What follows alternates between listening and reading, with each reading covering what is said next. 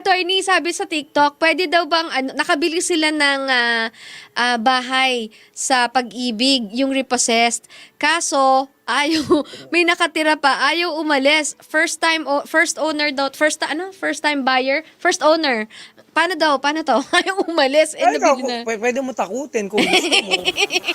Hindi ba pa, yun ang pinakamabilis.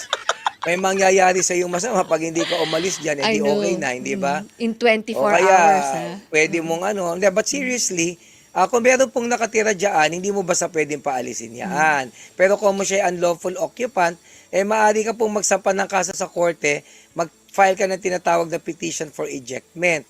Summary in nature lang naman yan, sa halos 1 taon lang aabutin yan, between 6 months and 1 year, base sa kananasan ko, ay maaari na pong mag-issue ang korte ng order or decision na nagsasabing kinakailangan lisanin niya yung bahay na yan. At kung mag-a-appeal man siya, napakahirap kasi kailangan siyang magbayad ng renta at the same time kailangan niya mag-post ng bond. At kung sakali naman pong payagan yung appeal niya, hanggang sa level lang ng RTC. Hindi na aabot ng CA or Supreme Court. Ibig sabihin, kung sa RTC, sinabi ng RTC na tama, dapat umalis siya, final and executory na po yun.